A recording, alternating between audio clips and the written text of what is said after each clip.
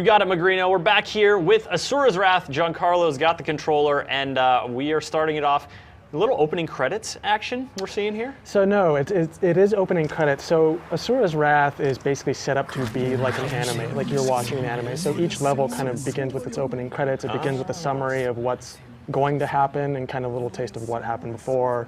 So this is level 4 in the game. Okay. As you see, old friends, new enemies. This is kind of about midway-ish through the game, and so Asura's kind of been beaten down by these guys he used to be buddies with. They were kind of the 8 other generals, and so once they beat him down, there was this whole plot to kind of set him up.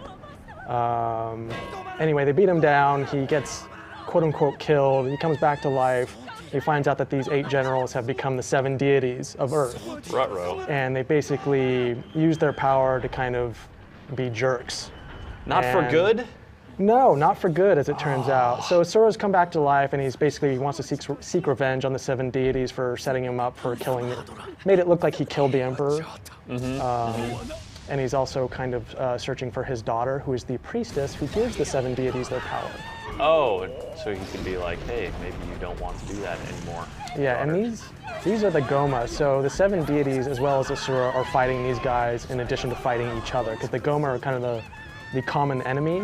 They're kind of this corruptive force that's attacking the Earth, and this is what they're fighting against. And a lot of this is explained at the very beginning of the game, but they're kind of mouthy, huh? Yeah, you just have to know that they apparently like to use monkeys. They're pretty bad looking dudes, and you are now just comboing the crap out of them. Yeah, so the combat system, you know, it's funny that we just showed a Naruto game, because this is actually done by the same developer, CyberConnect 2.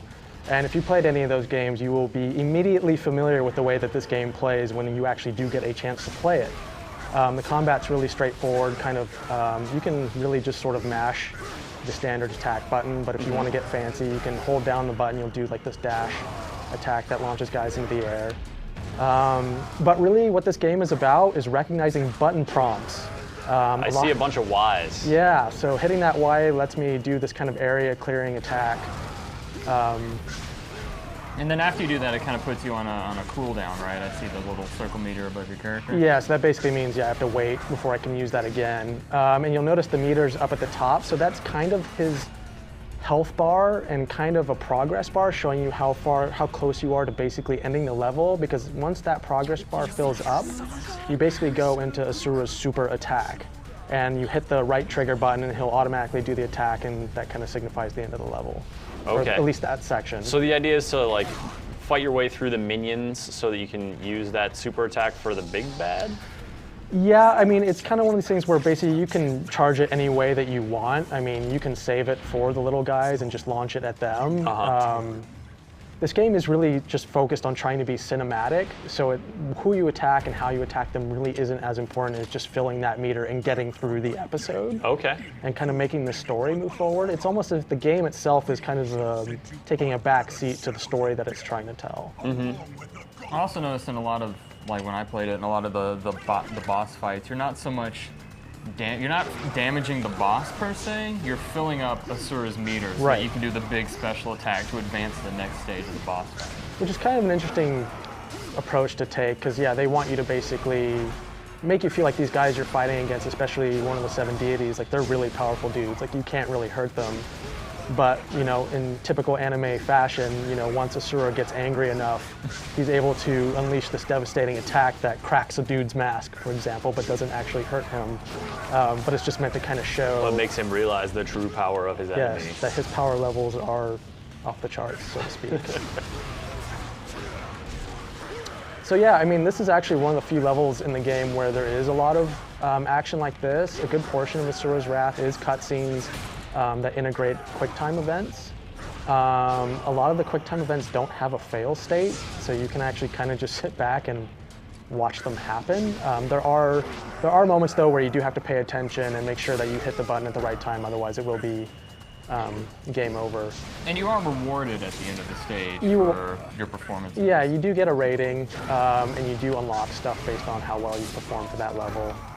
And there's some other minor things to take note of in the combat system as well. I mean, it does have like a mild counter system where if you just kind of stand here and wait for an attack and hit the button at the right time, he'll do a counter. When you get knocked in the air, he can kind of do this little flip out of it and kind of run back towards the enemy. Like a recover? Yeah, yeah.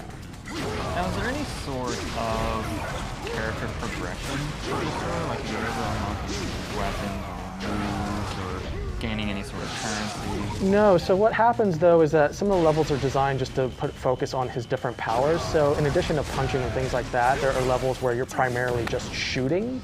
Okay. And here's an example of the super attack followed by some quick time events. So where you're just using his arms to shoot these projectiles and stuff like that, but there's no sort of, oh hey, I unlocked the ability to do this or that. They're all available to you. Mm-hmm. And it just sort of depends what the level serves up. Right. That's how it varies. Yeah. So that was his like, I'm really mad super punch, and now he's chasing after. So this is like, presumably this is the sky fortress of one of the deities. So this, yeah, so this is the 7 deities. This is like their where they live. This is one of the 7 deities. And if you've seen any of the previous Asura's Wrath trailers, this is the guy who has the giant finger that comes crashing down on the earth. Ah, yes, from the heavens. Yes. And you have to punch it like 100 bajillion times in order to stop him. Yeah. Yes, exactly. There's so much punching, so much angry punching.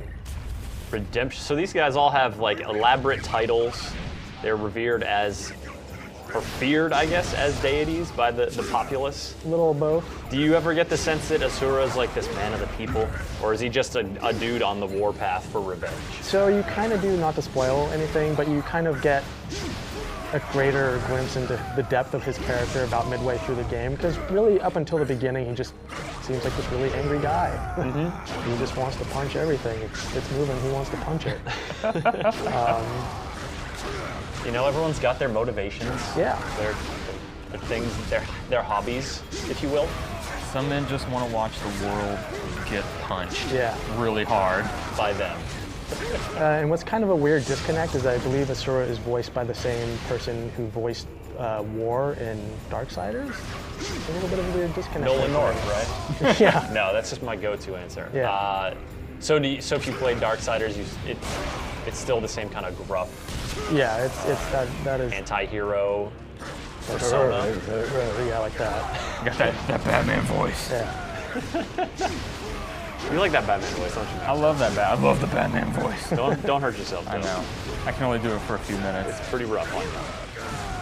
So yeah, I mean that's kind of it. As you can see here, like I'm basically just charging the meter while wailing on this dude.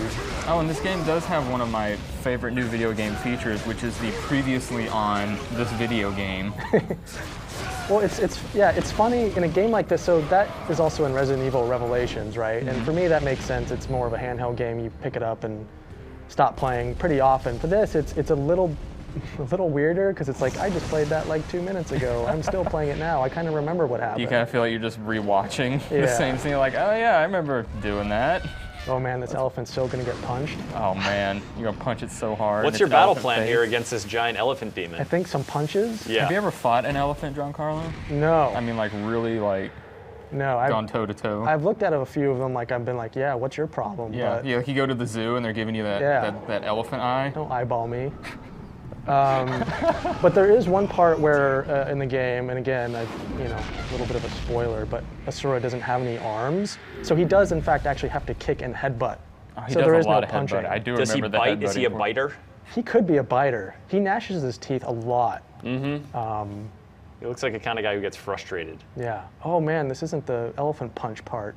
Somebody else punched the elephant for you Elephants in your place. are really just beaten up on Getting this worked game. on. PETA is going to hear about this, Yeah. and they are not. I mean, they freaking love elephants. We do not approve of the use of your corrupted elephants in this game. I love these dudes with their giant lopsided whatever they are. Like if it's like one shoulder pad is just enormous, this dude has his shield arm thing. Yeah, thing. Just like wow. Dude. Oh, and it's got I also thought this was cute, the little episode transition. So it's like we're cutting to a commercial break. Yeah, so you'll have it's a video game. these little intermissions, and you'll have there's also kind of these, I don't know, I guess prologue to the episode that are drawn by various Japanese artists and things like that, which are actually kind of cool looking. It's kind of different take on the way that each of the characters look in the game. Cool. And things like that. So. Well, certainly a game that seems to focus on unique presentation, different sort of way of giving you the game than many before. We've got a review slated for next week. It's coming out next week? Yes. Yes. Well, actually, the game is already out this week, I believe. Okay. But yeah, we will have the review next week. Excellent. Giancarlo, thank you for coming on, showing off some Asura's Wrath.